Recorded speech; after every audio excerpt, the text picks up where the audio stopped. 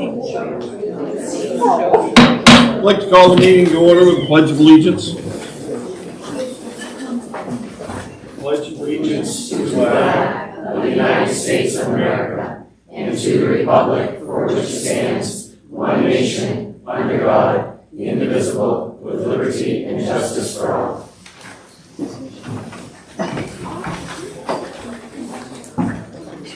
Roll call, Judy, please. Anthony Reynolds. Here. Eugene Sullivan. Here. Stephanie Euler. Here. Jonathan Smith. Here. Brian Venziano. Here. Debbie Koalis. Here. Dave Hart. Here. Aubrey Searway. Here. Hannah Weaning. Here. All right, I'd like an approval of some minutes. A motion? So moved. Second. You want to do both of them? Yep. Same time? Yep. Okay, any discussion? All those in favor?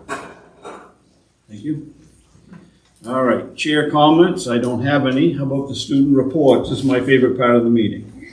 Tomorrow, the Herman math team will compete in their state math meet at the Augusta Civic Center. 34 Key Club members attended DCON last month.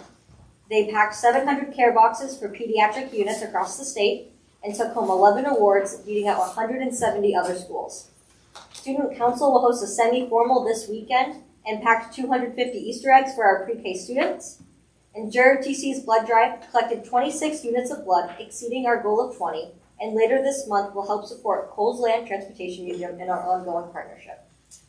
All spring sports have started, and some teams have some preseason games starting this week. And next Wednesday, on April 15th, NHS will have its induction and will add some new members. Okay, perfect. Superintendent report, would you like to introduce Rick Sinclair?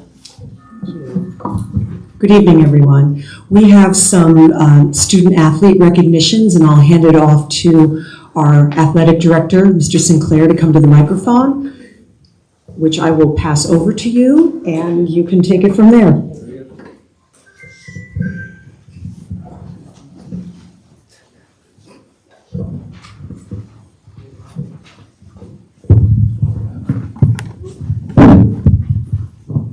Good evening, everyone. Dr. Sargent and the school committee members, thank you for allowing us time on the agenda tonight to recognize a couple of outstanding student athletes here at the high school.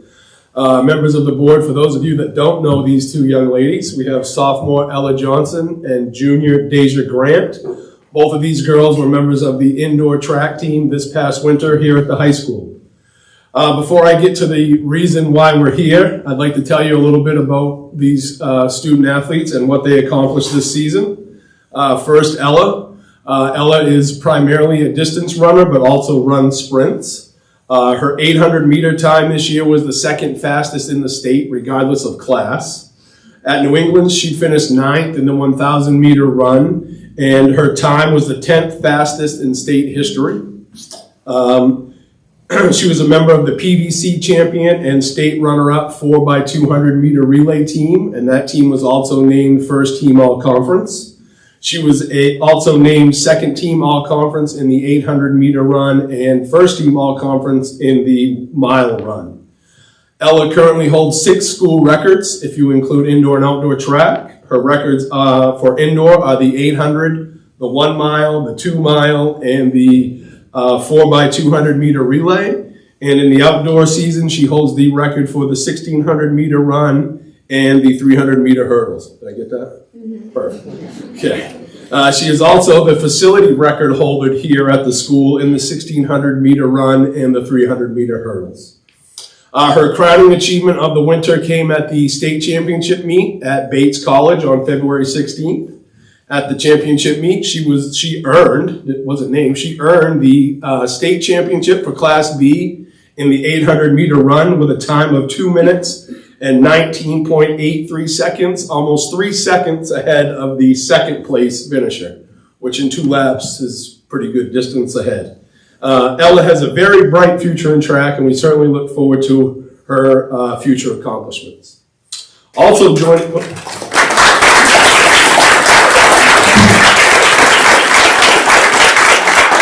Also joining us up here tonight is junior Deja Grant. The last time I was here, I was with Deja after she won her state championship in the triple jump last spring in outdoor track.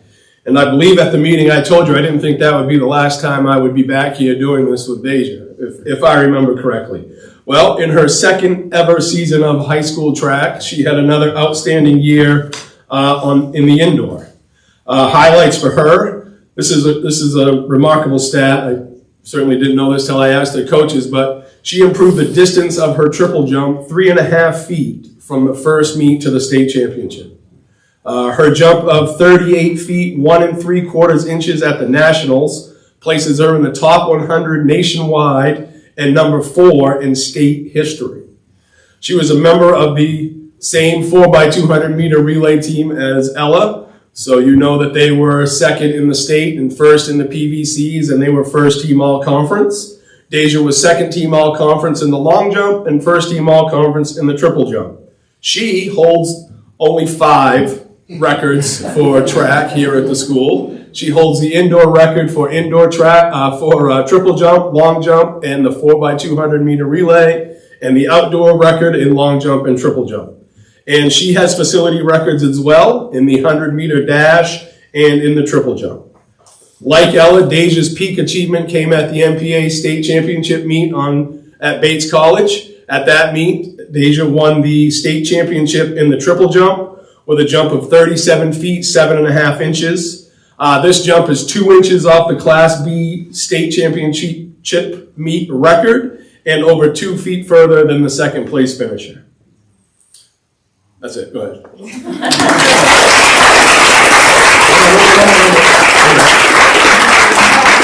Ella and Deja, here are your certificates of achievement from the school committee commemorating your achievements and the night tonight. Your state championships have been recorded in the minutes of the school committee and will forever be part of the school's history. Thank you again, Dr. Sargent and school committee members, for allowing us time to recognize Ella and Deja here tonight.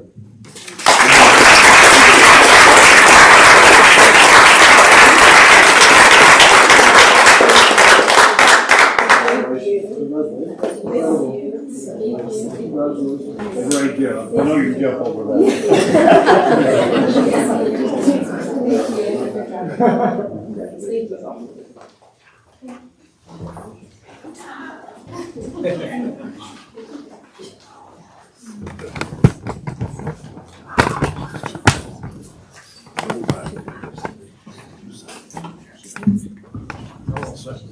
I'm feeling very breathless right now. It's fine. And it's fine. School committee members, I'll be using the screen behind you if anybody wishes to move or readjust their chairs. This is not as lengthy a presentation as the ones for our previous meetings, but there's still critically important data on here for you and for our audience. So good evening to our school committee and to our audience and community and staff members. It's my privilege to be back in front of you again to present an updated school budget proposal for fiscal year 27. Just by way of history, I'll remind everyone that when we had our initial presentation of the school budget on March 2nd, the expense increase proposed at that time was 4.05%.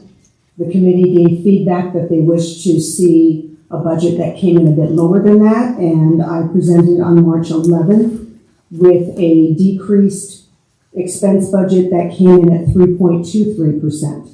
And that was the budget that I presented to the town at their town council meeting on March 12th.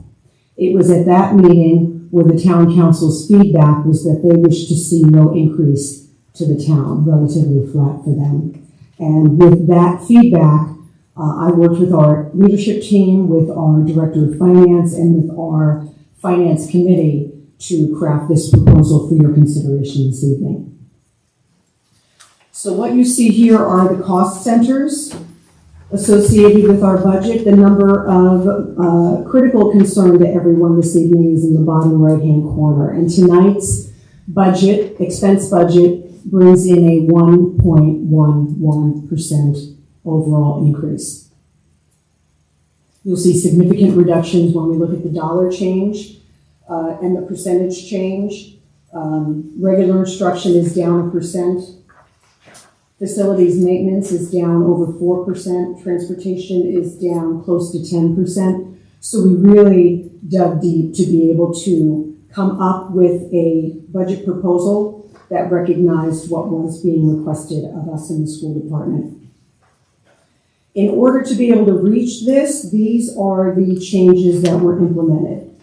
School committee members will recall that we talked through the column on the left, which was what got us to the original 4.05% increase, and we talked through the column in the middle, which was where the committee landed originally on March 11th with a 3.23% increase. And those are the reductions that were associated with those particular percentages. In order to get to a 0% increase to the town, which landed us at a 1.1% overall expense increase on our school department budget, we have the additional reductions of our assistant director of IT.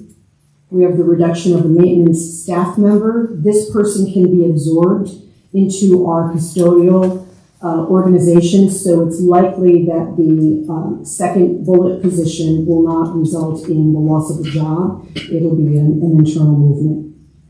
We are removing the speech therapist position from the budget. This is a position that we've actually had open in the budget all this year, and we've just not been able to hire for it.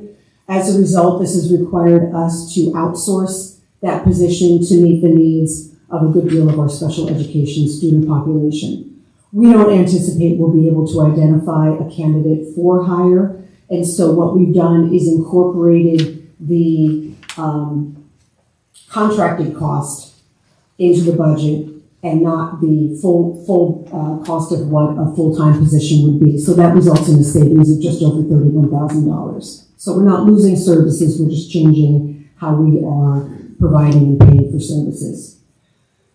Late last week, at the end of March, the state released updated health benefits numbers, and so we were able to make a modification to what we had originally proposed and make a reduction of close to $80,000 in health benefits costs. This is not any reduction to our staff members. Everything that they have contractually is absolutely intact.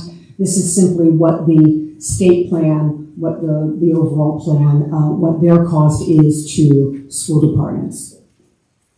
The school committee will recall we talked about adding an additional pre-K position that is consistent with our growing that pre-K program to accommodate the needs of incoming 3-year-old children with special needs. This puts us ahead of the requirement from the state to have these programs in place by 2028. Originally, that was going to be an outside hire. The state will refund us for that position.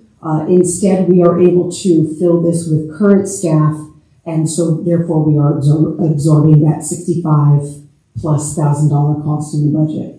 Similarly, I spoke with our school committee about hiring outside for an additional resource room teacher due to the increase in students with special needs needing instruction. We are able to, through looking at some class sizes, just like with pre-K, we're able to fill that with current staff. So we're moving some people around to be operationally a little bit more efficient. We continue to fill those positions, but it won't be with an additional hire, and we're able to absorb that cost back into the budget. We have breakage of over approximately $52,000 due to some retirements that were not on our books at the beginning of the year, and so we recognize those, and that leaves us then with a gap of $415,550. At this point, school committee members, I was not comfortable looking further at staffing, and I was not comfortable putting off any of our necessary projects. And so it is my recommendation to you this evening that we take that remaining amount from undesignated fund balance for fiscal year 25. I'm showing this slide just because I know we always have school committee and community members interested in where the money goes in a school budget. And as I always say, really it's people and it's projects. 6.6% of our budget goes into facilities, not only to buy the supplies that we need to keep our schools clean and sanitary, but also to make sure that equipment is functioning, that HVAC is functioning the way it needs to be to keep everyone safe and healthy. 81% of our budget is personnel. And you'll see in the bottom left-hand side, I'm showing you a little bit more detail, in particular that this represents a little over a 3% increase in teacher salaries. So when you see me presenting an expense budget that's showing a 1.1% increase, our teacher salaries have grown in this budget more than the overall increase of the budget. This is a look at the revenue, which is the money that's coming into the school district. And this is where I want to highlight how we are filling the gap. I've given you two little balloons in the bottom right-hand corner. The first one on top indicates, actually let me go to the second one at the bottom, sorry. When we look at what the state provides us at the very top row, we have an increase in state funding this coming year of a little over $250,000. And that's positive, and we appreciate that. That means that the local required, what the town is required by the state to also provide to the school department, that also shows an increase of about $284,000. So in order to have the town recognize no increase to funding of the school department, down at the bottom where it says local additional, you'll see that in fiscal year 26, the town provided an additional nearly $2.5 million to balance the gap in our budget. Because their local required share is higher for FY27, their local additional share is decreased to be able to bring them in at 0%. So their local additional share would be roughly 2.22 million. And that allows them to have no increase over what they funded us last year. That means, though, that the school department, where undesignated fund balance in fiscal year 26 was 0, and we didn't need to use any of that, in fiscal year 27, that's where that $415,550 comes in. And that's how we meet the difference. Just as a reminder to folks, this is what our undesignated fund balance is looking like. We won't know fiscal year 26 until the auditor completes his or her review of the budget. That typically happens in August. What I can show you is that we are tracking our expenditures. At this point, we're doing this every few weeks so we can really begin to narrow down where we hope to be. I'm showing you again all those cost centers that you saw at the beginning of the presentation, and then the amount of money remaining and the percentage that has been expended out of that budget line. And at this point in late March, we were at 94% expended. I expect that we will land at about 95 to 96% expended when all is said and done. And I certainly will continue to keep the school committee apprised of this, not only through Finance Committee. Mrs. Youngblood provides that at every committee meeting, but we will report that publicly as well. If we end up with approximately 4% unexpended, we might consider that that would amount to approximately $800,000. That could go into fiscal year 26 unexpended. And so it grows that fund balance back up. I know you recall the auditor felt it was important that the school department maintain as close to that 9% cap that the state allows so that we have that as backup should we need it. And then a reminder of where we've been and where we have yet to go. We've had regular Finance Committee meetings every month, in some cases twice a month, to be able to really hone this and get it to a place that meets our community needs and our school needs. We are at tonight, April 6th. This is your final budget presentation. There will be a vote at the finance portion of the agenda to approve or provide commentary, because the next thing I have is the April 9th, Thursday, final budget workshop at the town council, and I do need an approved school committee budget to be able to bring to them for presentation. And then by May 7th, the town council will have their meeting to provide and sign the warrants. So school committees, members, that's where we are this evening. I'm happy to address any questions that you might have. How does this budget that you presented to us line up with the district goals for students? At this point, because I've been able to maintain critical elementary staffing and middle and high school staffing, I believe at this point, Mrs. Euler, that we can continue to provide the opportunities for students in visual and performing arts, that we can continue to provide advanced opportunities in academics, such as the Math Accelerator program that we've spoken about. It leaves really classroom positions for the most part untouched, or some moving around there. But I will caution the school committee that you really can't sustain this low of a budget over time. And you'll see that I worked very hard to not impact classroom and to make reductions from things that we felt we could absorb just through working harder, handling assignments differently. But there comes a point where not keeping up with negotiated salary increases, not keeping up with the overall cost of things becomes extraordinarily difficult to do. And at some point, that will impact the classroom. So for right now, with this budget, I still am confident that we can move forward on the district goals we've identified. And correct me if I'm wrong, have administrators had buy-in or expressed any concern about the budget as presented? Our leadership team has been involved in this every step of the way. Certainly they express the same concern that I do, that this is not sustainable, but they also want to make sure that we're doing the very best we can to support our teachers, maintain class sizes, and support our student programs. What do you think attributed to, I don't want to call it underspending, but the surplus that's projected to happen? I know it's 1.2 right now, potentially it could be less, but what do you think attributed to that?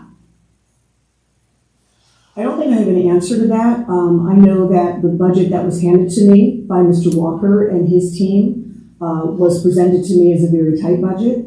I know I spoke with the Finance Committee at the beginning of the year and asked them for two numbers. The first would be where the fiscal year 27 budget should land as far as an expense increase, and then how much they would expect to see expended by the end of the fiscal year. And the remark there was as close to 95%, if not more, than possible. So this to me lands us right where we should be. I certainly don't see us as having any padding at all. Perfect, thank you. Dr. Surgeon, I've shared some of my thoughts with the school committee, but I just wanted to say publicly that you have clearly poured a lot of yourself into this budget process. I believe this is probably a little bit unusual, the amount of meetings that you've gone to. I don't know that to be true, but I imagine it's true. Your preparation for the presentations, March 2nd, the special meeting on March 11th, you followed that up with the town council meeting March 12th, and here you are again presenting. I think you faced some tough questions. I think you've handled this like a true professional, so I appreciate it. But that's just what the public has the ability to witness. You've worked in the background with the Finance Committee, town council representatives to come up with a budget solution, I'm assuming for many months.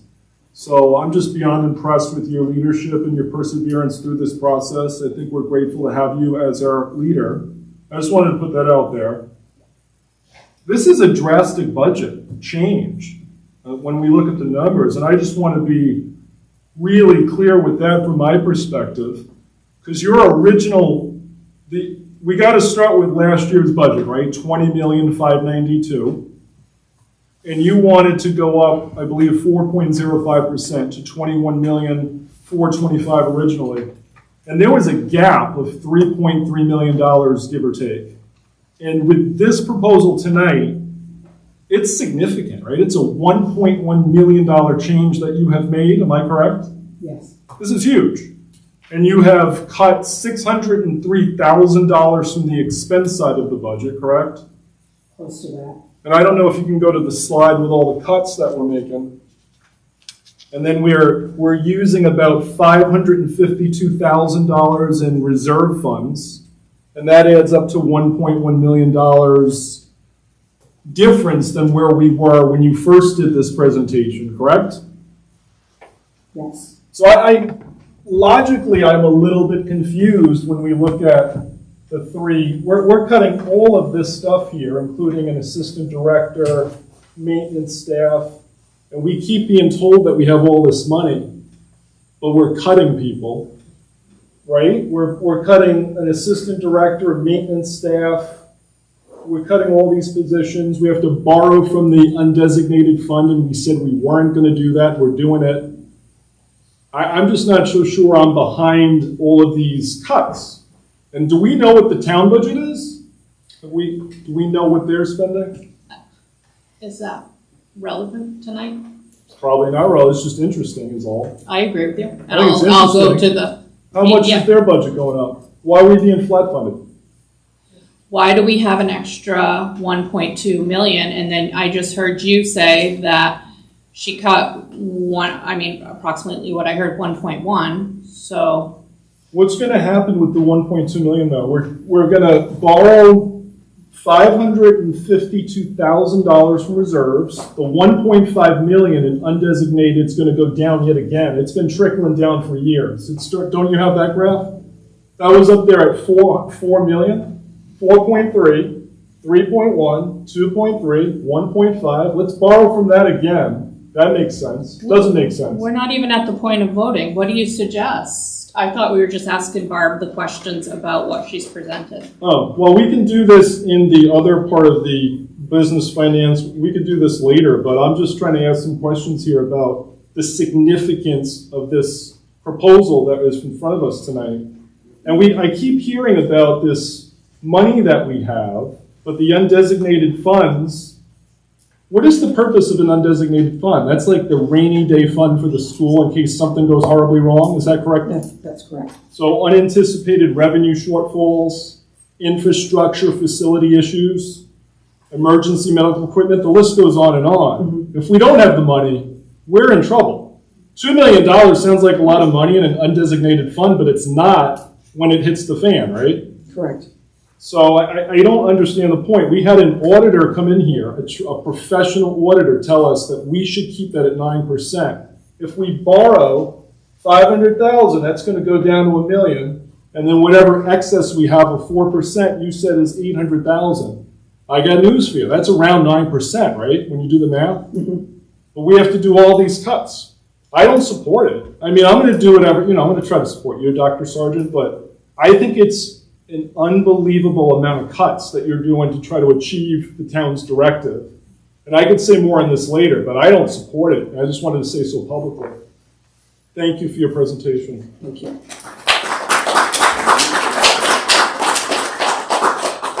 I guess I'll say one thing while we're on the subject here. I know it could wait for the second half, but I agree with Gene on everything he said, especially on how hard you've worked.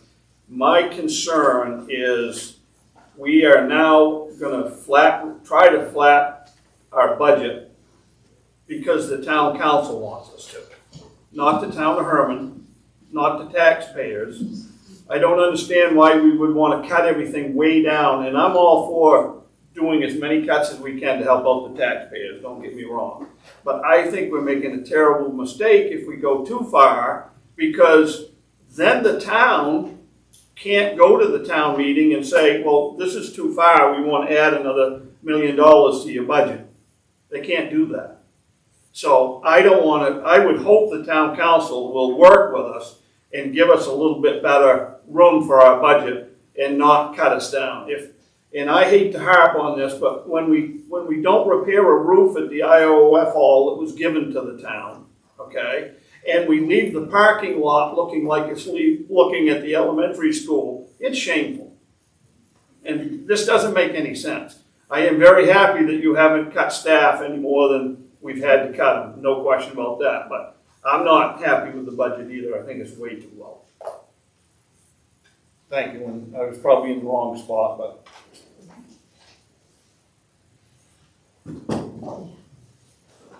All right, I'll leave it for you to take community comment.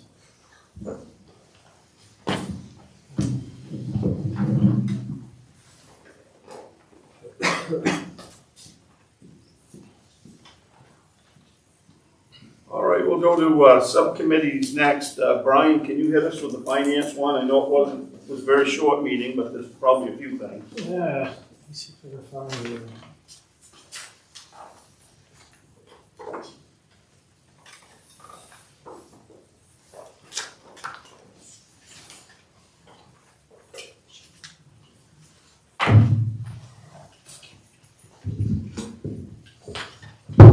It's relatively short and sweet finance meeting. Last week, we did a cost center summary for March, and a review of the published cost center summary puts us actually at 92% to include encumbrances, with the additional 2.5% coming from encumbrances that weren't included in this report. So we are currently at a 92.5 projection. Expenditure trends was, I think, does everybody have a copy of it? Shows that we are under our expenditure trends, which is actually a good thing. We did comment that it, dovetailing with Eugene, that the reason why we are having a lower expenditure trend is because we have a superintendent that's watching the bank book. So I think that is a good thing. We discussed the budget presentation as presented just now, and then we briefly went over the reserve accounts. And the reserve accounts have not changed since last year, because none of the reserves that we programmed for the 2026 budget have actually been used or implemented, because we are currently under budget. So a relatively short and to the point meeting. Is anything I missed, Tony? No, excellent. Thank you, Brian. All right, next up, professional discussions, policy subcommittee. It's not a gain on this tonight. We met on March 30th. It included Debbie Kowalis, Zach Freeman, Melissa Davis, Barbara Sargent, and myself. Subcommittee reviewed these policies for second read consideration. Policy GBGA, medical examinations. Committee member suggested adding federal FMLA leave, Maine FML, Maine school employee FML, paid family medical leave, and that's starting May 1st, 2026. This has been done. The employee incident form has been linked in that policy. No further changes made to these policies. GBGAA, bloodborne pathogens exposure control plan, KDA, public information policy, KE, complaints, KB, parent involvement in education, KBF, parent involvement in Title I. What we did there was revise to include necessary elements of E1 and E2, and E1 and E2 we moved to abolish and embed in KBF.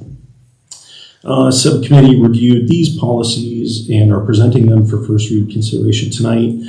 KDB, public's right to know / freedom of access. Minor changes were recommended to remove redundant references to the statute. KDA, public information policy. A sentence was added at the end to encourage input while also adhering to policy KE, again, the complaint policy. These policies that I'm about to list off are very similar, and the subcommittee recommends consolidating them. KLG, relations with law enforcement authorities, thinking about abolishing that and applying relevant language to KLGA, which is relations with school resource officers and law enforcement authorities. Revising that to eliminate redundant language and include necessary elements of KLG. And then KLGR, relations with law enforcement authorities, administrative procedure, no changes recommended at this time. The subcommittee considered combining KLGR and KLGA into one policy and welcomes committee input on this. And that's it. Thank you. Curriculum technology. So we met on April 2nd. Attending was myself, Dr. Sargent, David Mason, Principal Freeman, Principal Walsh, Alex Bridges, and David Hart.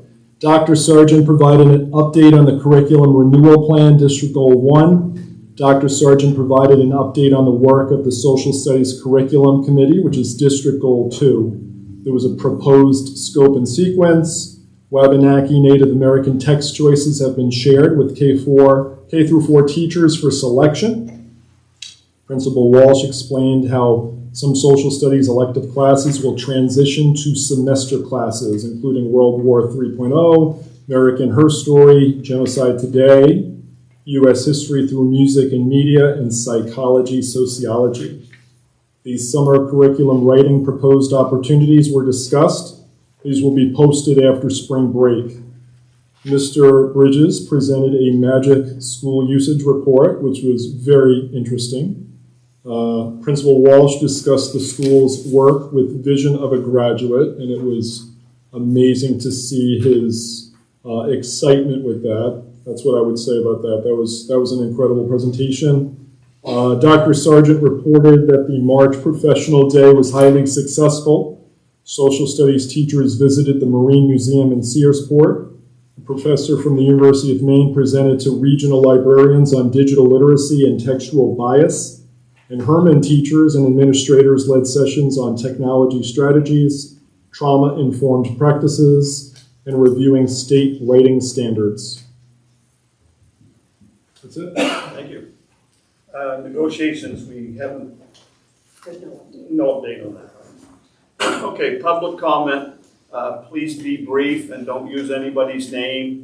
I've been very liberal with this. I'm not going to dare to pronounce the first person if she'd like to sign the list. Yep, Chloe, is it Arky? Arsang. Yeah, I didn't do too bad. Come on up. Thank you. Thank you, Dr. Sadie. I have a couple concerns with the vision of the graduate and the core values and the social and civic expectations of the high school. With the vision of the graduate, which says to promote a responsible and involved citizen, and the core values, which says students learn best when supported by school, family, and community, and social and civic expectations, be informed, involved, and responsible members of both local and global communities, which I believe we have some failures to account for on these parts, which I believe students aren't being heard enough on some of these parts, including the alleged 7-block schedule that isn't planning to be implemented next year, but may be implemented in years following, which I've heard that the student advisory has gone through on some things, but hasn't gone through on others, which I feel has failed to hear student voices in this democratic society that we seem to be so proud of, and that we don't seem to really vote on things as students, which despite that, I feel like we should be allowed to vote on things to be prepared for this democratic society and the voting of presidents in the future once we turn 18. And it's also a reminder of how student council also doesn't really have a say on this, which I feel is false advertising on the student council's behalf. Because I feel like student council should be involved in this, but it isn't entirely. It's more involved in planning events for the student body, which I believe is a bit of false advertising on the part of student council, and isn't entirely to be blamed by any of these rules. And then also, its purpose, and there was a meeting that was held for club representatives that the student body wasn't really informed of. None of the club representatives were really informed of, because it was left in the jobs of these teacher chaperones to inform the students, which didn't end up happening entirely. So very little students attended it, and some important things were being discussed, and there wasn't as much student attendance as people would hope for. And I, for one, would be willing to attend such things, but I wasn't informed of these things at all. And that's all I'd like to say. Thank you, Chloe.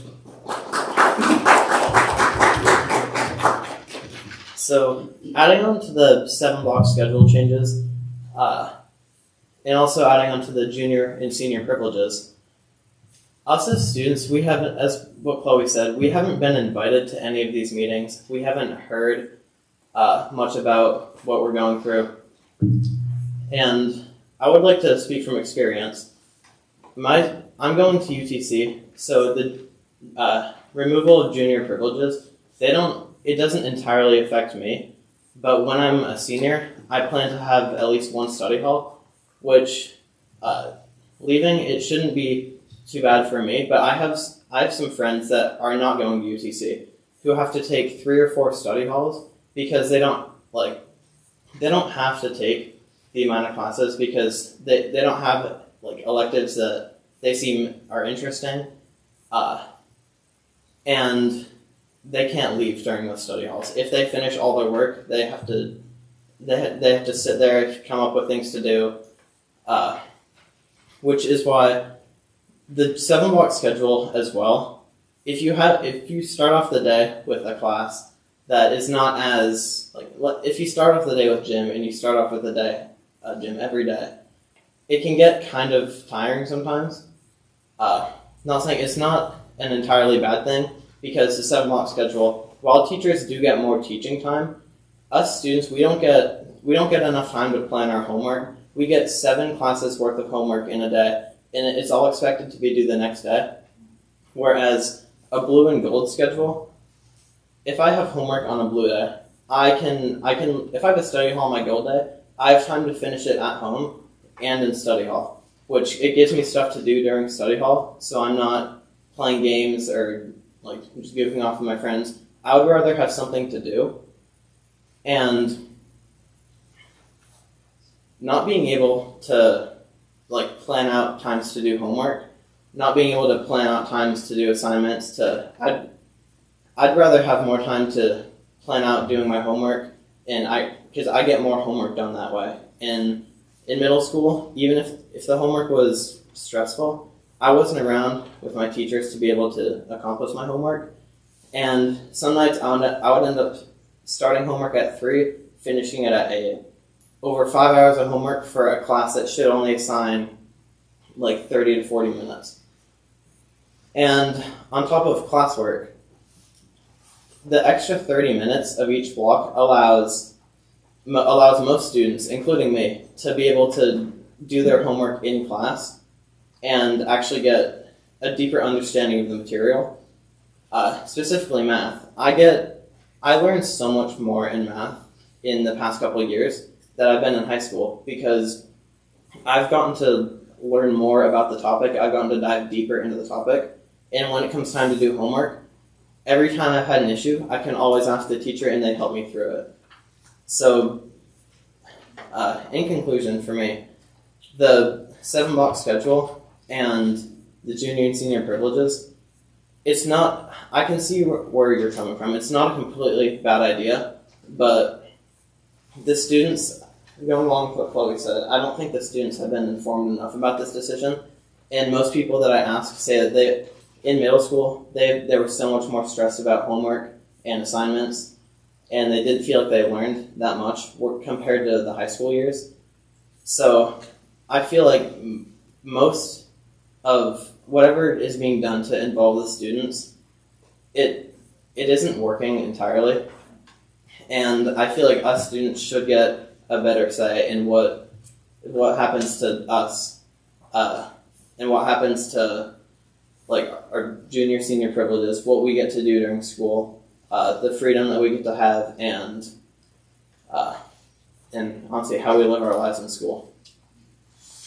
That's all I have to say. Thank you. Can I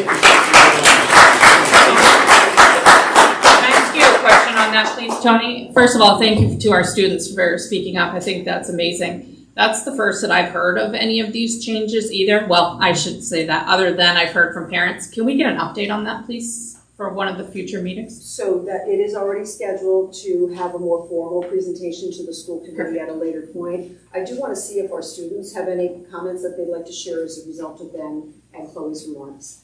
Just want to thank you guys for coming up and speaking. I know it's not always the easiest thing to speak in front of a group of kids, or sorry, adults as well.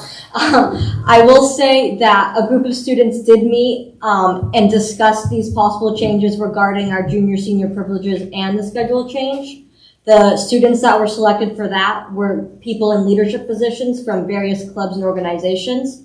That includes student council representatives, class officers, art club, book club, all of these clubs that have officers. They were all present in this meeting, and we all went around the room and we had activities planned that whole evening of, is this a good thing or is this a bad thing, and that was all put into a presentation. So Ben and Chloe, thank you again. Mr. Walsh and I will follow up with you before the week is out, if that's okay. All right, thank you. Okay, now we're back to the business on the budget. Is that the only public comment? This all I had written down, but do we have any more? If I may. Absolutely. Good evening, my name is Josh Hunsanger, I'm a Herman resident. Dr. Sargent, greatly appreciate the work that you did in adjusting the budget from the last budget meeting that we attended. That drop was quite significant, and I'm very pleased to see that as a resident of Herman. I heard it mentioned tonight that there were talks about cuts and all of that, but I'd remind you that the budget proposed tonight is still a 1.1% increase from last year's budget. And I also heard some concerns brought up about the town's budget, which I agree is looking pretty, looks like it needs some adjustments as well. But I'd like to point out that the education budget is the largest single department in the town's budget at 37.7% as proposed prior to tonight's numbers, because I didn't see them before this evening, so I apologize for not adjusting. But with that 4% increase, it was a 37.7% total budget. So just keep that in mind when you are voting on tonight's budget. It is an increase of 1.1% from last year's budget, and it's nearly 40% of the town's budget. So keeping that down assists with the town budget. And as I mentioned, I am planning to talk at the town council meeting too, to fight through some of the changes that they've requested, but just appreciate the work that you've done. Thank you for the time.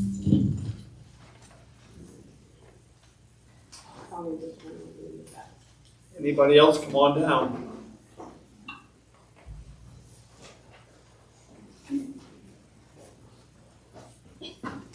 Hello, everybody. I'm sorry that my name was not on the list. I wasn't planning on speaking tonight, but I just thought that it needed to be heard. My name is Delaney Rice, and I am the current president of the art club, high school art club. My experience at high school is not one that you typically hear about. My successes are rarely publicly recognized or documented for record at school board meetings. I don't do sports. I haven't made any big achievements such as that. But I feel sorry, excuse me. It's equally as much as a touchdown or a long jump for the successes that I have made. They're just in a different category. I've been recognized at the State House for my artwork, and I currently have collaborated with other art club members on public murals and work in the community. My plea today is that the arts and theater departments and such be represented with the budget as vigorously and intentionally as sports have been. The town would never consider cutting a coach, a travel opportunity, or a sporting event. However, the art department is the first on the chopping block. There's an entire community of students that matter just as much as they do. Please don't minimize our contribution with thin margins and underfunded programs. Thank you.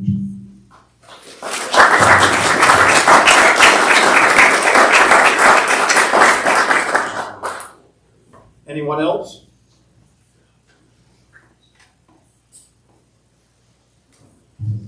Hello, I'm Manny Beaton. I'm a sophomore at Herman High. I'd also like to touch on the 7-block schedule.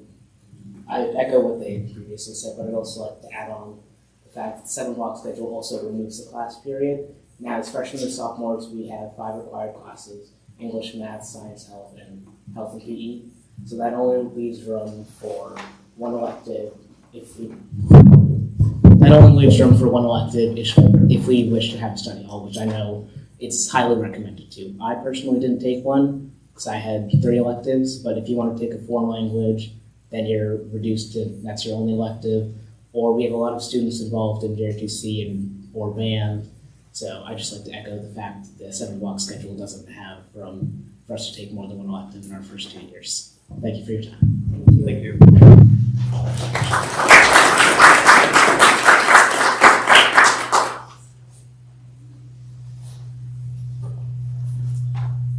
I didn't see the list, but it was being passed around. I just wanted to make sure, this is, I guess is a question, the outside speech provider, that the intention is that person come to the school to provide speech, because I know that children with special needs oftentimes would have a hard time focusing on a Zoom, especially over a class session of 20 to 30 minutes. So I hope the intention is that, and then speech people.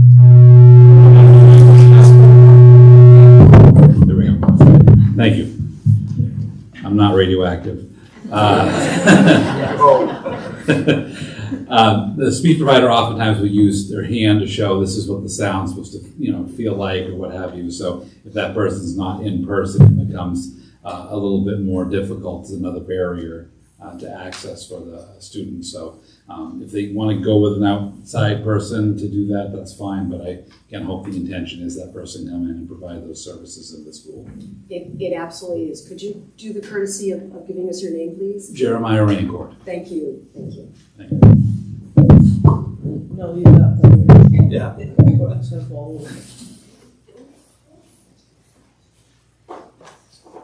All set? Nobody else? Perfect. Okay, now we'll move on to the budget.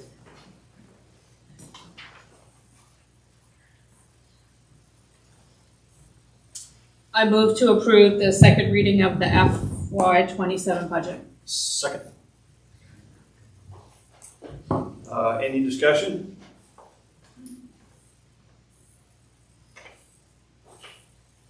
You go first. He's the one that said he's in the wrong spot. So.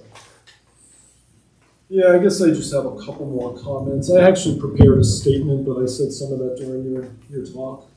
Well, I just think we need, I'd like to see the school committee and the town collaborate, maybe a little better. I mean, I watched the town council meeting, I think that was March 12th. And I don't want to get too much into it, but I know a school committee member was singled out during the meeting. I was a little taken back by that. I'm not going to do the same tonight, but what I will say is the school committee, we're a team, and I have my team's back always. And, I respect members of the town council. I understand your job isn't easy, neither is ours. But I don't think we're served or the public is served by attacking one another, so publicly or otherwise. I choose to collaborate with you guys. I hope you'll do the same. I don't know, it seems like there's a lot of polarization with this issue.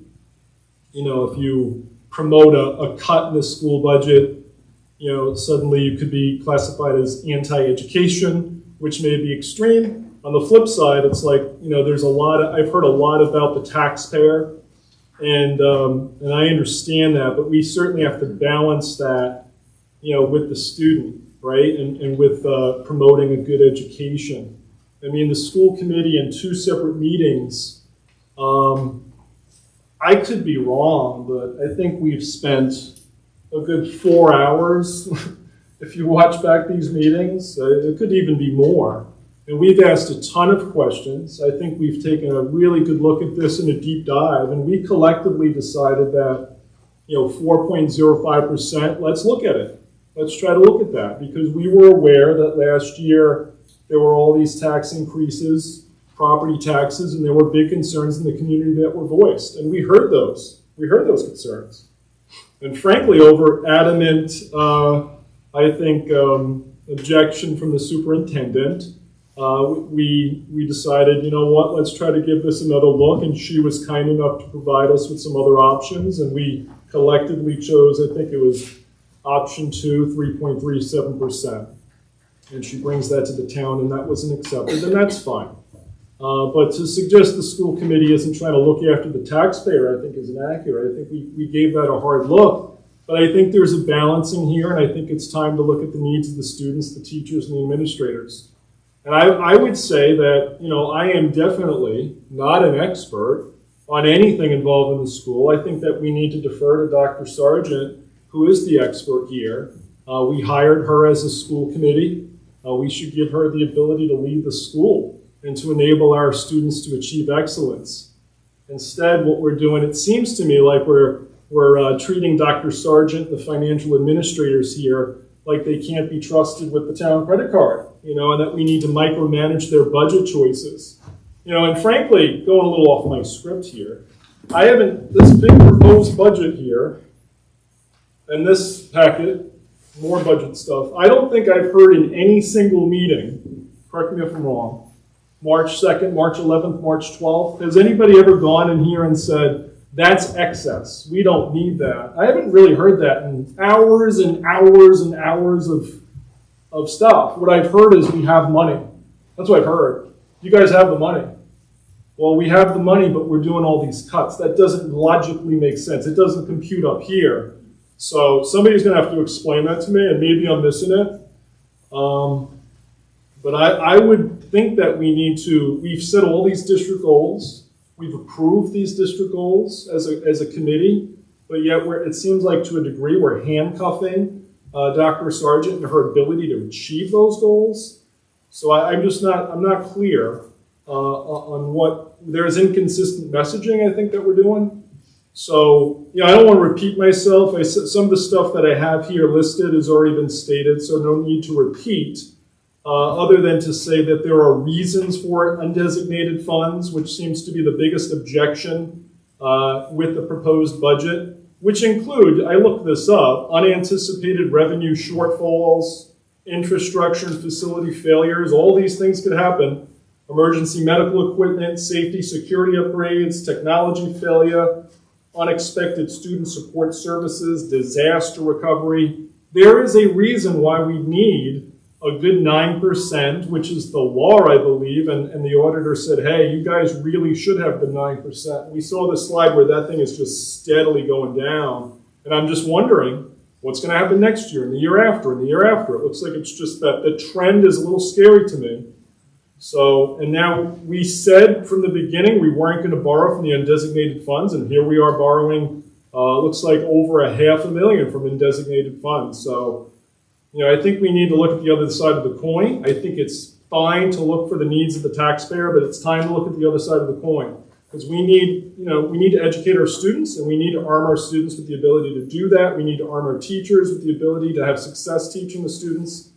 In order to maintain high quality instruction and meet the complex needs of students, schools require consistent funding increases to avoid cutting programs and staff. I mean, look at your bills, like, go to the grocery store, toilet paper, paper towels, everything, gas. I don't know about you guys, but it's more expensive for me this year than it was last year. So I don't know why the same is not true for the school. It's got to be the same, but we're going to flat fund the budget. That doesn't make logical sense. So I do not support the town's recommendation. I think this present budget is unsustainable. If this is the recommendation of the town, I think you guys need to know that are watching this, that are here, that are watching, that you need to show up at the June 2026 meeting if this is what the town wants to do and vote against this proposal. You have the power to do it. It's not our decision. I don't think it's the town's decision. Somebody tell me if I'm wrong. It's the people's decision. You got to exercise your right to vote, and that's what you should do in June. But I don't support this budget. Thank you.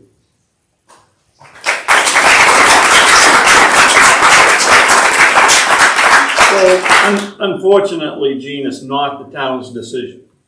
Yeah, that's what I said. It's the people's decision. No, the town doesn't get to vote. If the town council votes the budget down to 0% funding, the town can't do anything about it.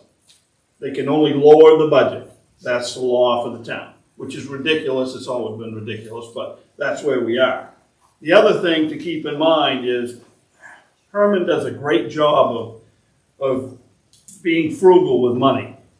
Our per pupil expenditures are $16,478. okay? That's lower than anybody in this area by a lot. The state average is 21,717. All you gotta do is look at that with a little bit of common sense and know that this body up here is not frivolous with your money and throwing it away. And I would hope the town council, I can't support this budget, I think it's too low. You might be able to get me down to 2.5% or maybe even 2%, but I won't go down to 1. So why, I mean, one of the questions that I asked Dr. Sargent was, does this tie to our district goals? District goals of putting roofs on buildings that need to be done and cutting a maintenance guy and then not fulfilling the position because of attrition, which is the way I'd like to have it done. But the parking lot, we've got $12 million worth of recommendations from engineers to fix our schools up. We're cutting our budget down, so that'll never happen in my lifetime. I think our budget is just too low, Stephanie, that's all. I understand, but Dr. Sargent presented a budget to us. And so I guess I'm missing, why was the budget presented to us? No, she presented us a budget that was 4.05% too. Right. What do you guys? And then a budget that was 3.23%.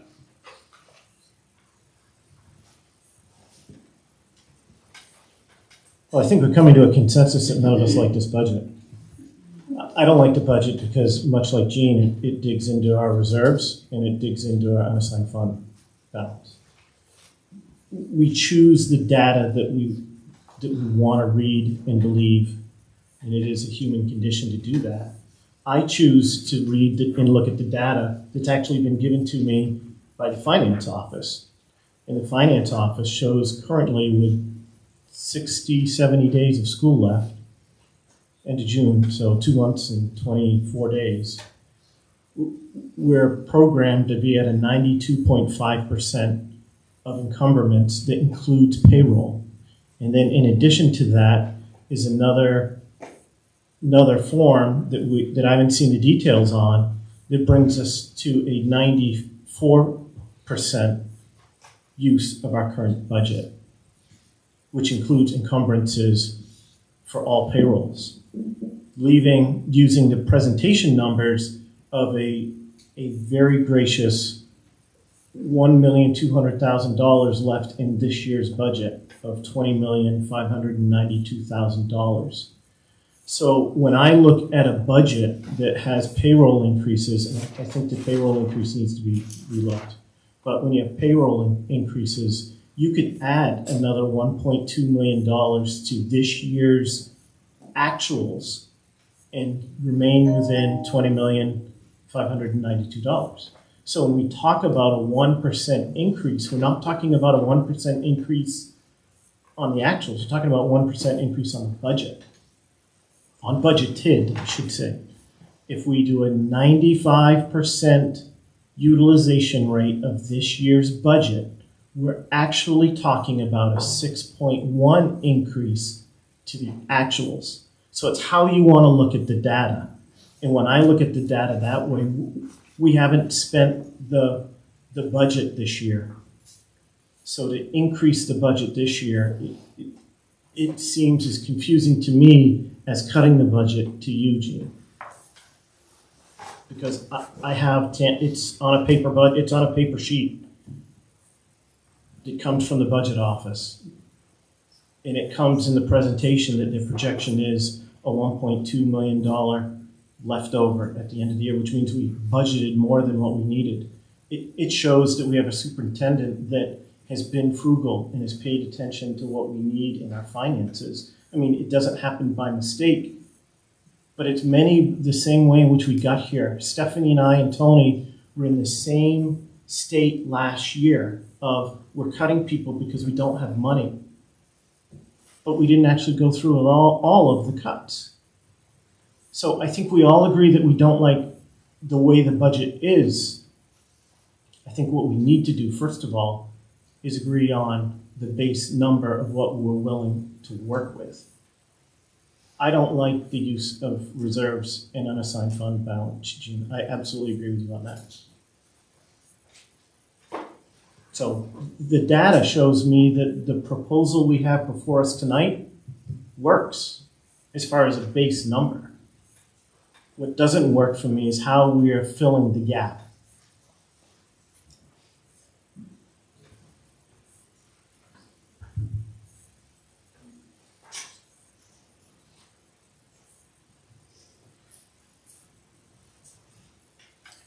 Any other discussion? If nobody's going to give I hate being the person that says I don't like it and then not offer a resolution. If that's something that I leave here with in 2 months and 24 days, it's at least when I identified a problem, I had a resolution.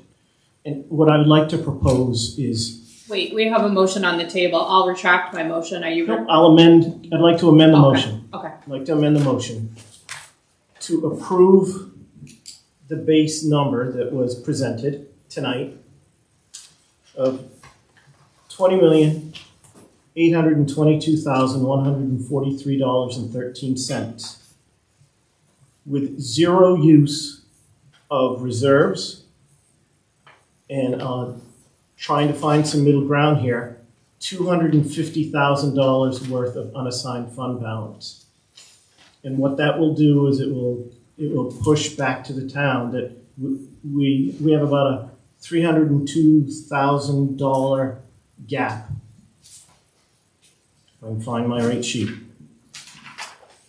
With a $250,000 pull from our unassigned fund balance, that should give us or create a $302,500 gap to push back to the town and say we were requesting that be filled by the town. And that equates to approximately a 4.04% to our current budget.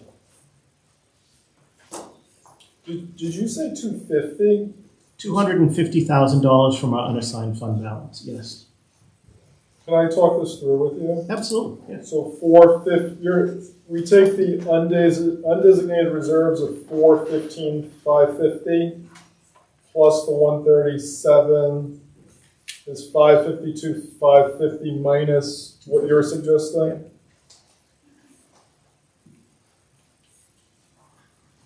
And you're suggesting the town would take up the 250 with the local designated, local additional. Is that correct? Yes. But that's still 603,715 in cuts that Dr. Sargent made. I mean, it's still close to like using round numbers, like $900,000 of a difference between today and her first initial budget presentation, which is just so significant. It is significant. The reason I'm comfortable with it is because of the data that I'm looking at tonight, which is a trend that shows we're underspending, which is a positive, and a budget report that shows that we're at 92% projected with 2 full months left in the school year, plus an encumbrance sheet that Jamie has shared with us over email that showed that we're overall going to be at a $1.2 million or a 94% encumbrance at the end of encumbrance or utilization at the end of the year. I thought Dr. Sargent, during her presentation, Dr. Sargent, correct me if I'm wrong, I thought you said that you were comfortable saying about 4% left over at the end of the year. That's correct. So it's I think you're going to come in at God. I'd rather rely, no offense, but I think Dr. Sargent's been doing this for a long, long time. Okay, that's still $800,000. So do we have $800,000 worth of increases in our budget to equate to cutting out?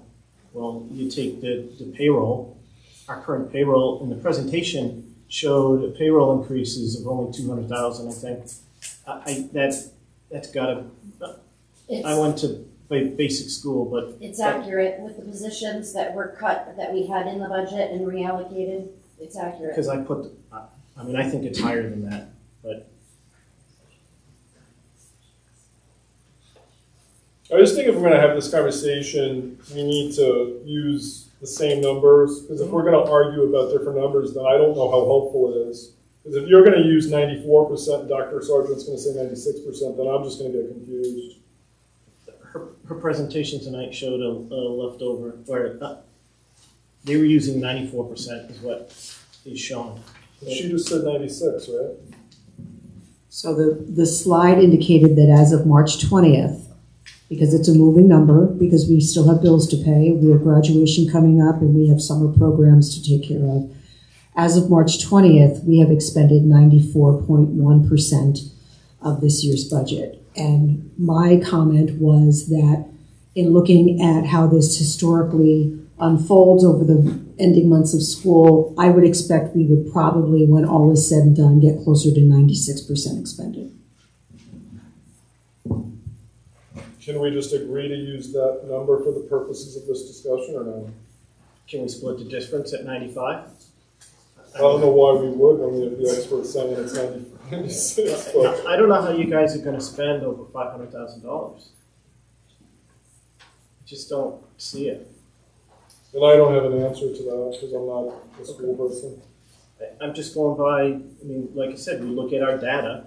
I'm looking at the data, and that's the way I look, that's the way I come to it. So under, one more question if I may, like under your proposal, what would be in the undesignated balance then, under the undesignated fund next year? Would it be 9%? actually, I think so. I think we would reach 9% because we will have $1,200,000 remaining, and it will cost us $575. It will cost us $506,000 to bring us to the 9%. Can I slow your math down because I need to? So please do. It's a me issue, but so presently, too bad we can't get the slide, but the present undesignated fund balance, can we just say it's 1.6 just to round it off? Is that true? Sure, yeah. And then your proposal is to reduce the fund balance to what? Currently, we're at a 1.6. At the end of FY26 to reach 9%, we'd have to be at 1.85.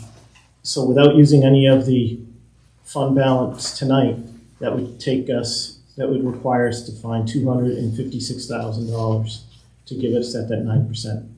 So I just suggested we use $250 in addition, so that would be $506,000. Would put us at the 9% at the end of this fiscal year.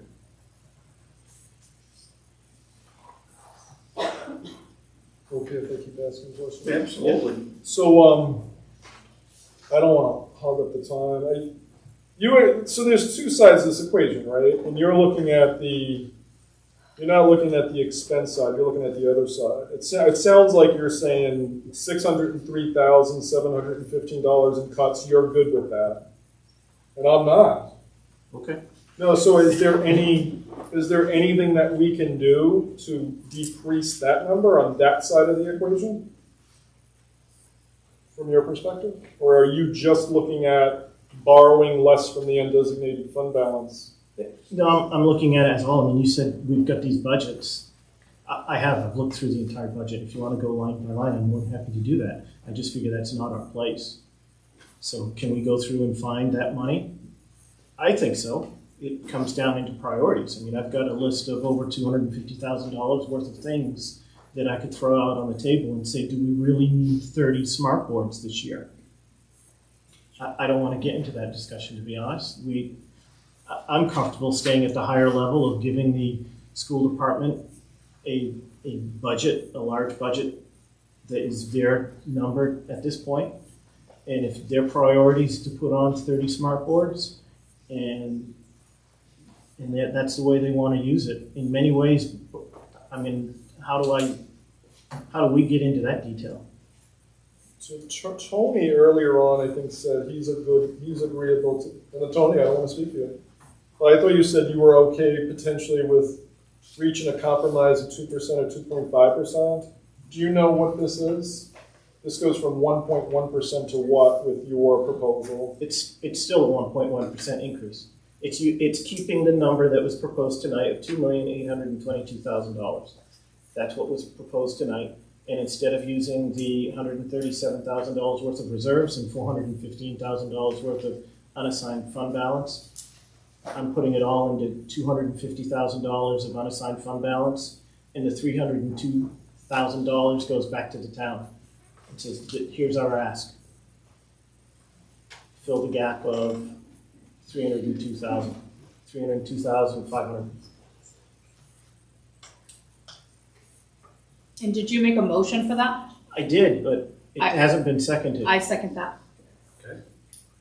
Any other? Or I made an amendment to the motion. Yeah, correct. To keep the base number of $20,822,000 with the amendment to change the reserve and the unassigned fund balance.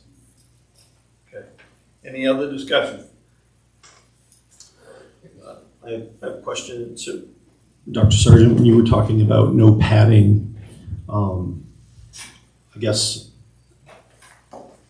that leaves me concerned. It's things are pretty volatile right now, and I don't know. I don't think anybody can predict where costs are going to be in a year's time. So I don't know if we can sustain a padding that feels good, provides a source of consolation when things are so uncertain. I also think there's a value judgment about how a town spends its money, and so to Tony's point earlier about expense per pupil, there were some valid statements I think made about your graph last time, Dr. Sargent, about the statewide average is reflective of bigger districts in Portland, Lewis, and Bangor, right? But some of the other districts in that graph are local to us that are spending more than us. That's Old Town, that's Kenduskeag, that's Central, that's I think Warno dwarfs us. So and you're talking about comparably sized schools. I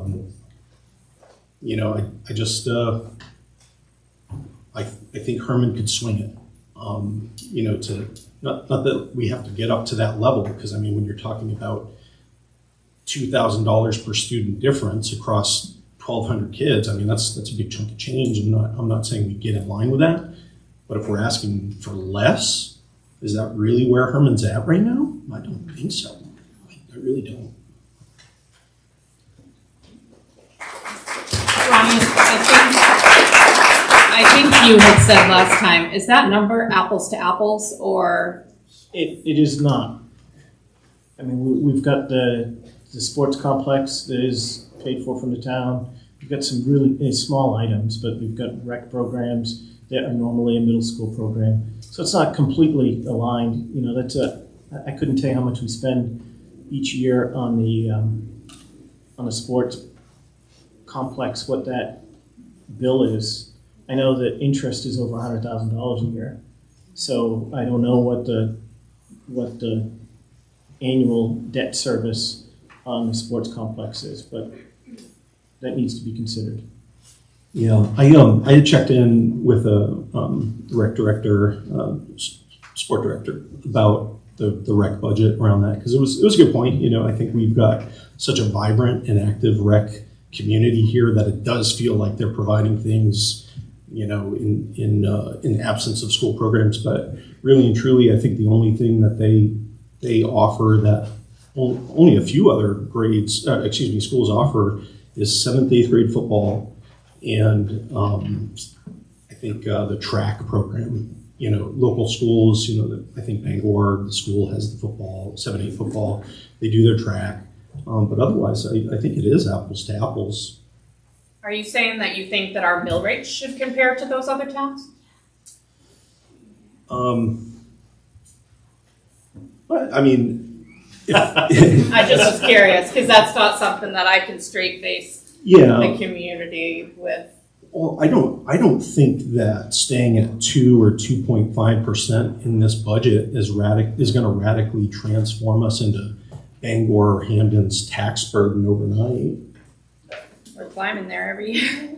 Let me pose it this way then. What would we add into the budget? Because when I look at the budget summary, regular instruction is the only line that was reduced that is directly involved with the students. And that was a 1% decrease. All other lines dealing directly with students have had either respective or significant increases.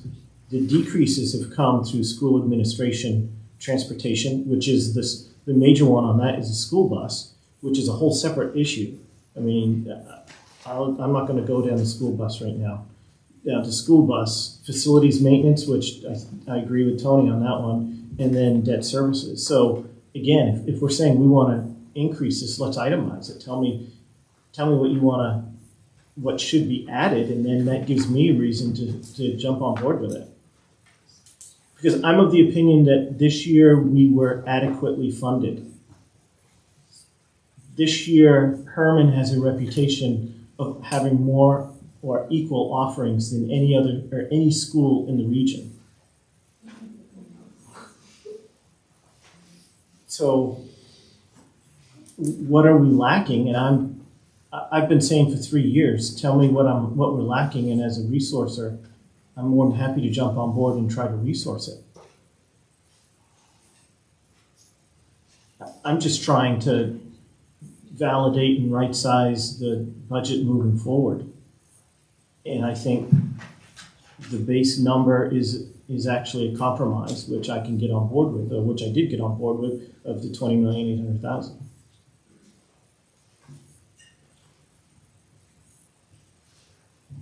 But I also agree that zero to the town is unsustainable, because it's going to hurt us next year when you've got zero this year and then you do a normal increase, but you end up with 2 years worth of normal increases. We get hit with an 8 or 12% increase in the school next year. So I think it's in the town council's best interest to also look at it as a management piece of how do we best manage the increases while we're being conservative on the way in which we manage our money.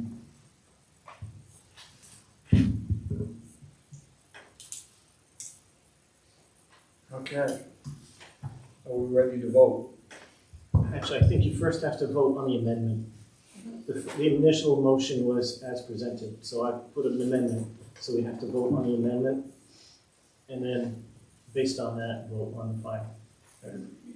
Yes, I did have a quick question. So I know, there's been shuffling with building staff, administration. I mean, so to your point, Brian, about, Herman's not lacking. And so I'm asking this purely out of curiosity and not knowing better. I mean, is that, standard practice in comparably sized school departments, meaning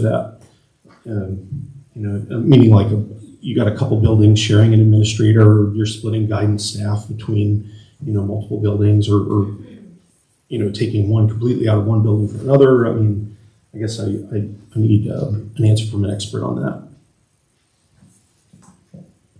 As I explained to the town council and I spoke with them last month, there was a question as to how Herman can be so low when it comes to our per pupil rates. And the answer I gave the town council is that we run an incredibly lean program. We're either one person deep or no people deep on some of the services that we provide.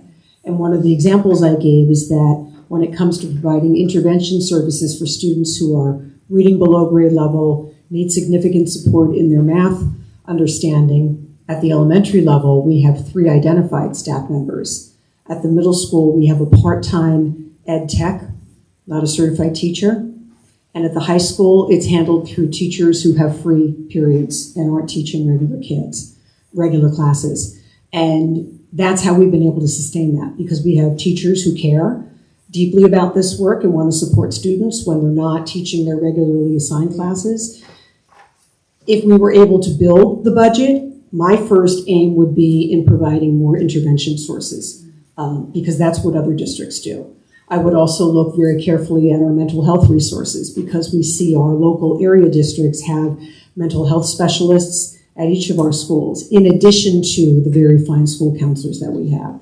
And so those are some of the very first differences that I think are very apparent when you look at Herman, who does a tremendous job with not a lot, but that type of model is not sustainable. It's exhausting. and something's got to give.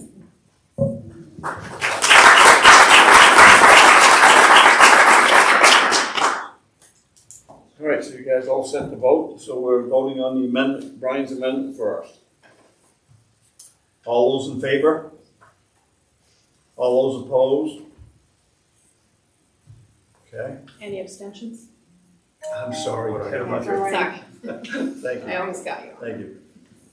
Can somebody else give me another motion? There's a motion on the table, Mr. Chair. There's already a motion on the table. Oh, to vote the, okay. There's as Yep. presented, that was Yep. the original motion. Okay, Stephanie's original motion then, for the 1.1%. Because that's what was presented It was just to us. That was one. technically.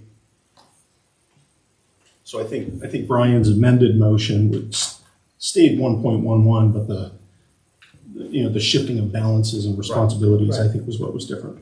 Correct. Okay, any other discussion? I can't get behind taking that much out of our unassigned fund balance. Okay, then you can vote against it then. Okay. All those in favor? All those opposed? Okay. Thank you. You got a motion? Well, I could get behind with Brian, your motion, if we could work on, well, I just think we gotta meet in the middle, I'm sorry. So like, what I'm looking at is the $1.1 million roughly is the gap between Dr. Sargent's original proposal and what I think the town essentially recommended with a flat budget. If we could figure out a way with the math to meet in the middle, i.e. compromise, then I would be interested in listening to that. So I would make a motion to do what you did, what you said, Brian. Can you repeat that? How much was that again? My motion was to take $250,000 from unassigned fund balance, zero from reserves, and to fund a $20,822,000 budget. All right, so basically the town will have to do an additional local additional of 300,000 roughly? 302, yes. All right, so then if we could, work on the cuts, so 603,715 in cuts, if we could divide that in half as well, add that to a motion, I could potentially support that. I think that's fair. Can I be a devil's advocate? You can do whatever you want. What am I buying? You're buying a good education with good teachers, a good superintendent. And the good teachers now. It paid this year. This was a good year. Prices are going up. Well, I mean, I don't want to repeat myself, so I guess we'll just put motions out there and vote. I would agree, Gene, that prices are going up and we have no idea where they're going to go. And also, I think the sense that I've got from the education community is, feeling squeezed, and so I think to know that existing staff will be positioned where they are in the resource room, the pre-K room, and those things, and then to know that they're going to have a little less time with an assistant principal and a school counselor's leaving. It's like I think they feel that, and so it's again, if a buffer, if we can afford more of a buffer, that just inspires confidence. I think because people who are living under such strain and such uncertainty, that man, it's hard to do a good job sometimes. You know what I mean? Like to power through continuously. Do I think we can do it? Of course, but there's no denying people that have left education over the last 5-10 years, right? Like we're losing educators, and so if you're in a community that cares about kids and you can sustain that kind of buffer, that kind of padding, why not? Find a way, I guess. And two-part. Right. I know that's I know that's more spirit than numbers. I'm looking at numbers, not. Understand. So contracts are already set. They're already set. Or they're being, one contract's being negotiated, but the teacher's contract and the support staff contract's already being set. You can make this a $400 million budget, and it's not gonna increase the teacher's pay next year, because their contract's set. What's a contract before? Just one more year, isn't it? We're on year, I didn't negotiate we're on it. year I've been 3 here of their 2 contract. years. Next year will be the teacher's So, contract. I mean, that's pretty much irrelevant, Brian, not to be No, 1 this year. funding year will be their last year of this contract. Right. So if we made this a huge, their contract ends in '27. Yeah. So this budget we're discussing now is next No, year. I realize that. I'm looking at years past. I'm not looking just at next year. That's why I'm not on board with a 1% increase. I think it should be 2, 2.5. I'd like to have it 4, but I know that's unrealistic now. So if there's a need in 2 years, ask for it in 2 years. We don't know if what we ask for tonight's gonna get accepted. We have no idea. Okay. But I'm going to, thank you, girls. I'm gonna make sure my vote is what I think is right for the town. And then if the town does something different, then I can't do anything about it. But I'm not gonna vote for a budget I don't think is right tonight, just because it fits your numbers. Sorry, just not gonna do it. These aren't Brian's numbers, these are the district's numbers. There's one, Tony, last year, you remember, and to Jean's point, we spent endless hours last year on the budget too, and we were straight-faced and said, there's no more cuts that can be made, and we have, call it 800,000, call it 1.2, I don't care. $800,000 is a lot of money. Stephanie. It's luck? Yeah. A How? lot of that, because you can lose $800,000 in a month So in a school in a $20 million budget. So am I hearing you say that you want to increase the budget and add it to the undesignated funds in case we have bad luck and we need it for the rainy day fund? Is that what I'm I don't need to add it to the undesignated fund balance. Then what are we going to do with it? What are we buying, to Brian's point? What are we getting for it? Just, hey, you can think what you want to think. I guess I've got to think what I want to think.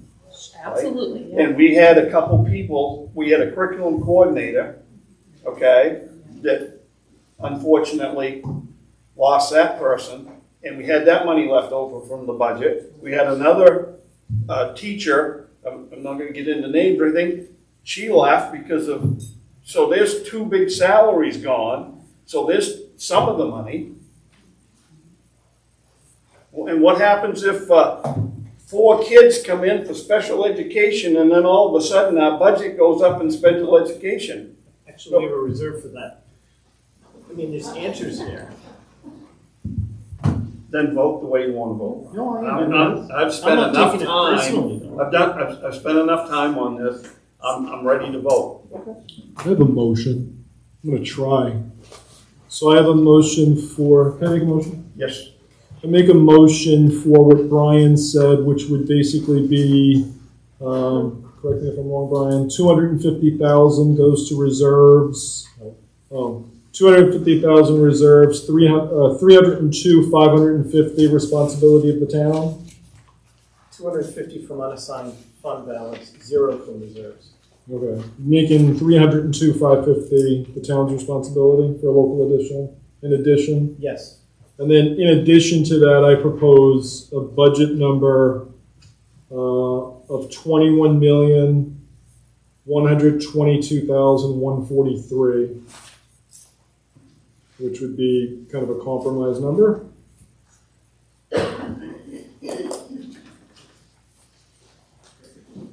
Do I have a second? What was that number again?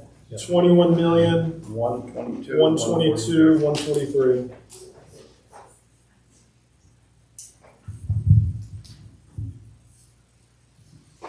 So $300,000 more than proposed tonight at the 1.11. Correct, because there's like 603,000 in cuts. I'm just trying to cut that in half and be fair and compromise.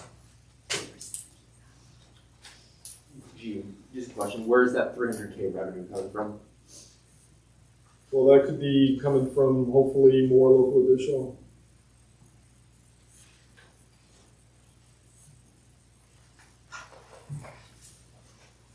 All right.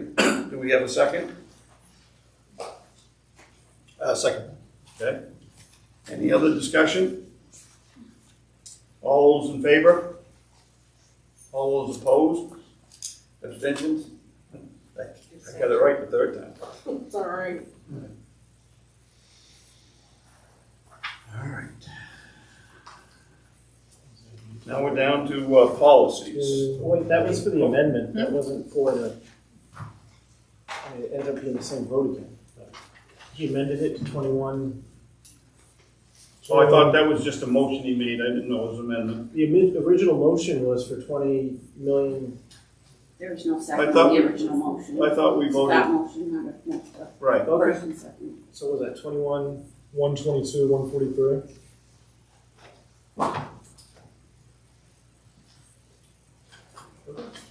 Okay, all set, Brian? Yep. Okay. Second readings.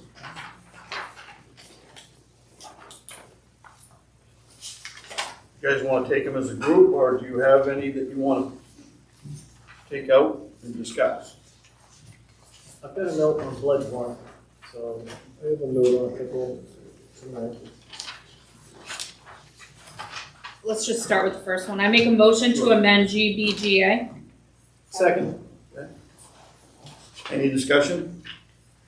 All those in favor? Well, yeah, Oh, wait a discussion. minute. So, just Sorry. briefly on this one, I don't know, I brought this up last time, and I know we've discussed this briefly, Dr. Sargent, but I just think that with the mental health part of the exam, the medical part I'm fine with. I just think that if there's going to be a procedure for a request for a mental exam, I just don't see it in the policy.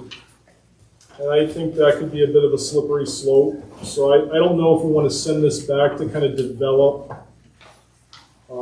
language in terms of, is it really just truly in our discretion, or should we meet some kind of a threshold in order to have somebody do a mental health eval? Thank you for the question. As we read through the policy for medical examinations, it also doesn't require a threshold for a physical examination. The language indicates that if there's a need to determine whether an employee is able to perform the essential functions of his or her job, both from a physical capacity, but also from a mental health capacity. And if we see that a staff member is struggling, is not in a good place, we want those people to get the help that they need. We want to make sure that they're able to be their best amongst their colleagues and amongst our students. And so I think that the language within this policy, as written, gives us those parameters. Certainly you can send it back again to policy committee. I'm not sure that we'll be able to come up with additional language to meet what you're looking for. I think another thing we talked about, Gene, in that subcommittee is the idea that, though I appreciate, we appreciated you're trying to find like another layer of protections for mental health matters. I think in the grand scheme, it does fall under the medical umbrella. So mental health is sort of, working in that world, we consider it a subspecialty of medicine in a way, so I think just reference to medical examinations up to and including mental health, I feel like we're protected there. But language is welcomed if you have thoughts on What's that. your point again? Gene? I mean, I see Well, it says just about physical or mental health under following circumstances. Yeah, and then just specifically number 4, it says as a follow-up to an employee incident report by a staff member, which when you look at the employee incident form, it's really talking about kind of physical injuries. So I'm just trying to think in my mind, how would this mental health concern come up, and what standard are we using as a committee to determine that a mental health exam is appropriate? It just seems like it could be a little bit of a slippery slope if there's no standard as well.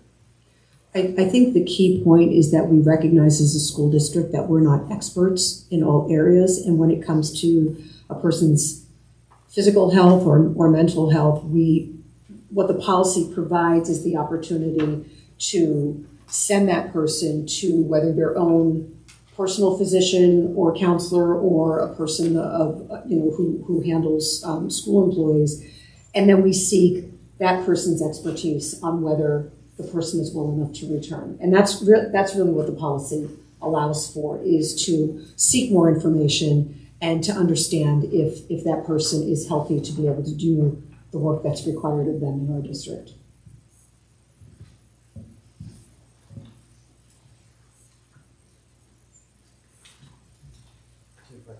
Which you wanted to add, or? I think I would fumble through it, and maybe I could recommend it through sending it back, but I could move on, just vote.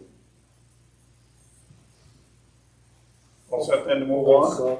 If you figure out language, you can always send it back later. Okay.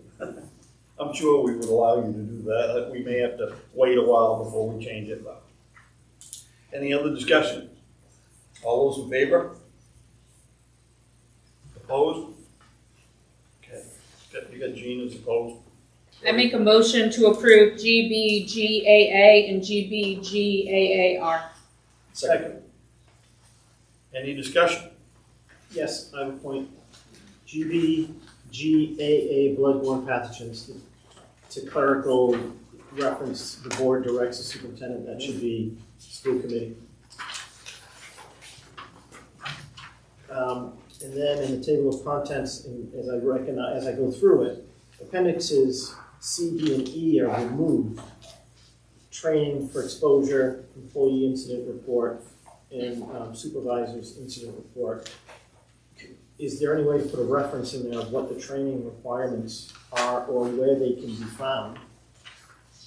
The employee incident report, where it can be found, because it's being removed from this document, and then appendix E, supervisor's incident report, what report that is and where it can be found in this policy, so it's easily referenced. She's got you.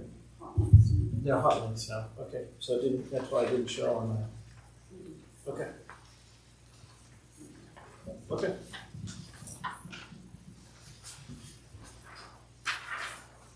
All right, so do you guys want to amend that to the committee instead of board, or just Nope. doesn't need to be amended, right? Just add If it. they can make those clerical changes on the bloodborne pathogens from board to Yes. committee. Yep. Okay. All right, any other discussion of those two? All those in favor? All set. I make a motion to approve KVA and KE and KBF, KBF E1, KBF E2. Second. Well, two of them are abolished at the end there. But. Okay. Any discussion? Gene? Yeah, on KDA, when you look at the red language at the bottom, last sentence, I was wondering if we should put parents or guardians. Parents, guardians, and community members. Yes. Something like Yeah. we can approve it as recommended. Okay, yep. Okay, so we'll approve that as recommended. All those, any other discussion? All those in favor? Perfect, George.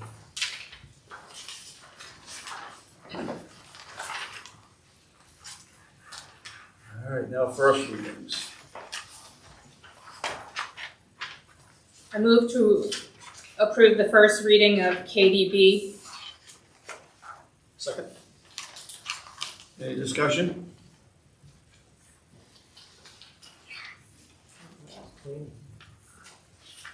Guys all set with that one?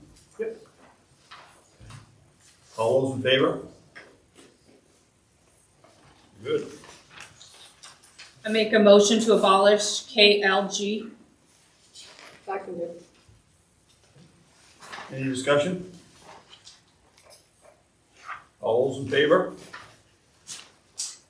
Yeah. I make a motion to review KLGR.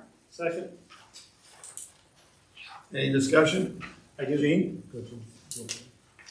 Yeah, I've got a question, concern on paragraph A3. It says law enforcement officials may enter school premises, and then within subparagraph 3, when there's a warrant to arrest student that cannot be executed outside of school hours, school administrators are not obligated to make students or school facilities available to law enforcement for non-school related investigations/arrests.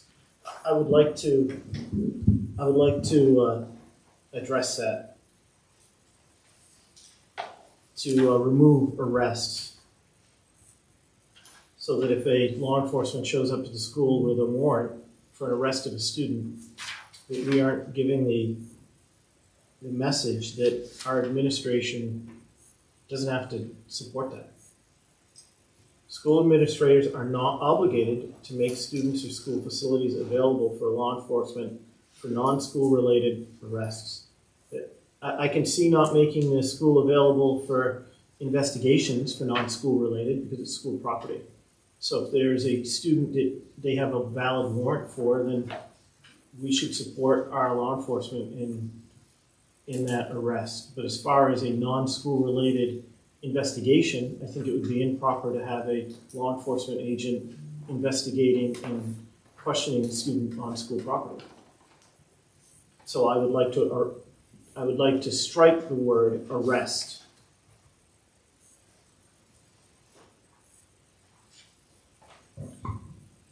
Just to be clear, so it would read when there is a warrant for a student that cannot be executed?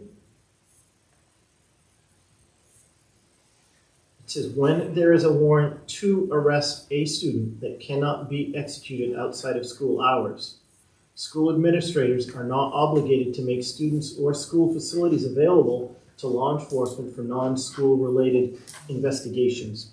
Full stop. Oh, you want the second use of arrests taken out? Correct. Got it. Yeah, I mean, if there's a valid warrant, we should recognize the valid warrant.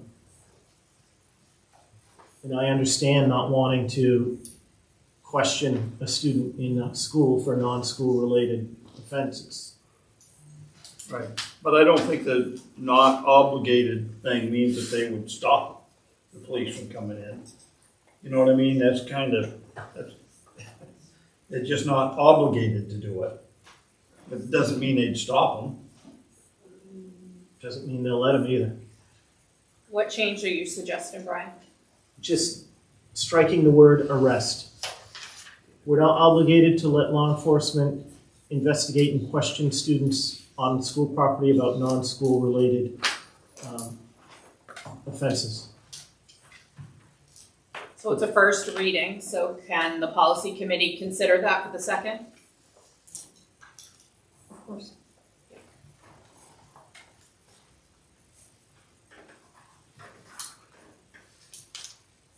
All right, so you guys want to, go ahead, Gene. Yeah, letter C. Law enforcement authorities are responsible for ensuring that a student is informed of his or her rights prior to an interrogation, search, or arrest conducted by law enforcement authorities. I just don't understand why that's in there. Like, why would we have any control over that? That's like their burden. So I guess my suggestion for the policy committee is just to completely eliminate it. Like, we just check in to see if they do that, and I just don't get it, why it's there.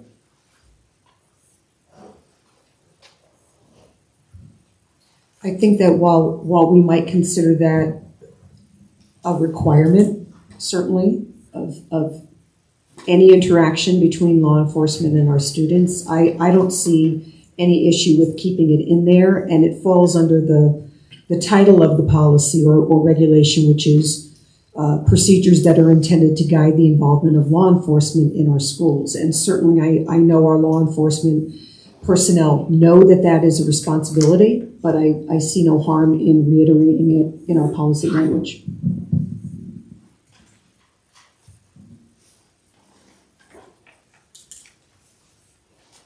All right, you guys all set with sending that back? Okay.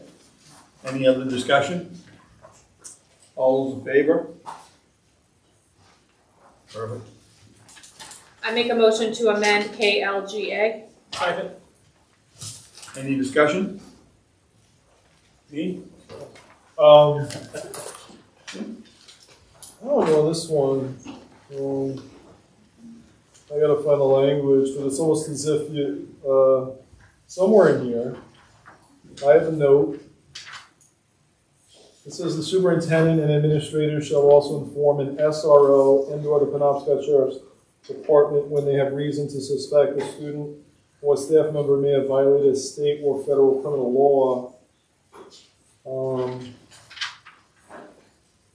I'm just wondering, like, in terms of just the urgency of that, could there be a situation where it's like, oh, I witnessed something, I'll just tell the SRO this afternoon when I see him, as opposed to just getting right on the immediate emergency potentially of that. So I'm just wondering, should the message be call 911 right away? How quick can we get the attention of the SRO? I mean, it might just be common sense, but I just thought I'd flag it. Can you give me the page number? I can't. It's page 1 of KLGA, very last sentence. Page 1. Okay. We can certainly review that and make sure that the language shows the urgency that it might need. Perfect. Yeah, to be honest, I think we were trying to sandwich together a couple policies here, so this is far from a final draft. Right. Yeah. Right. Any other discussion? All those in favor? All right, now we got a couple of retirements. Terry Steers has been driving bus for 50 years. I know because he tells me quite a lot. We're going to miss Terry, and we're going to miss Ricky Overlock, senior, definitely. Yeah. All right.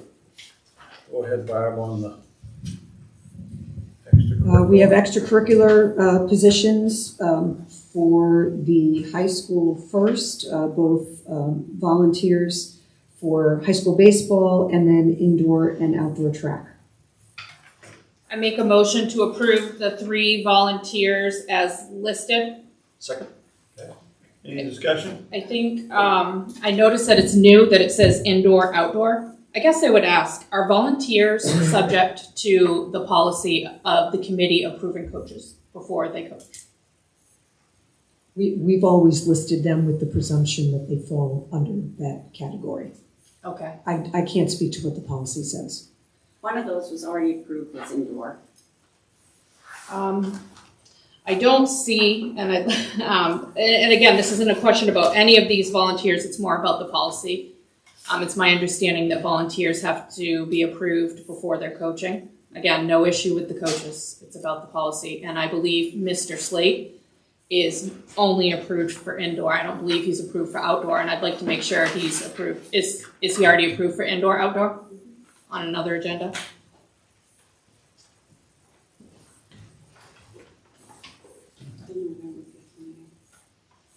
Good. Good. I wanted to make sure he was on there. Thank you, Jody. Okay. Any other discussion? All those in favor? Good. And then we also have a baseball coach to recommend for the middle school and 3 volunteer assistants for both baseball and girls softball.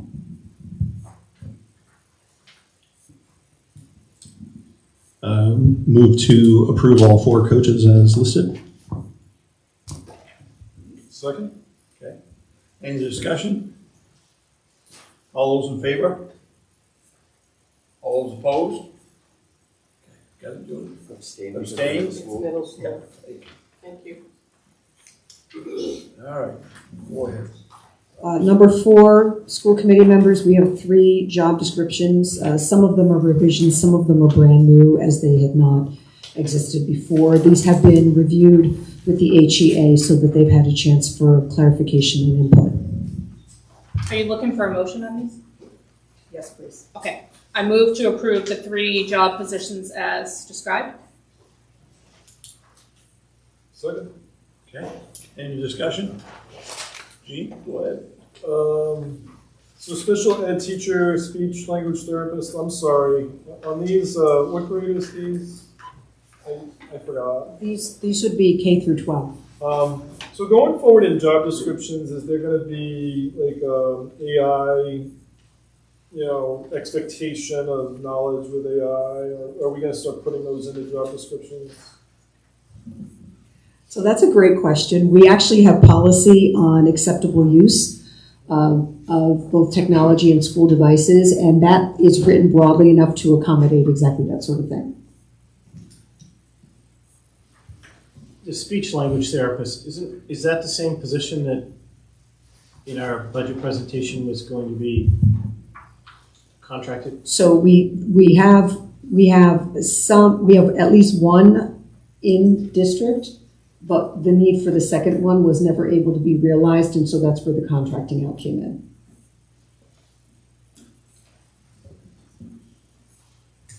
Okay.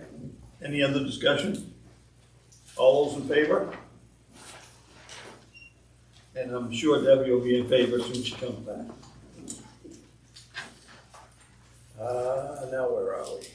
To the executive session. I move to enter executive session pursuant to 1 MRSA 4056E consultation with attorney at 8:35 p.m.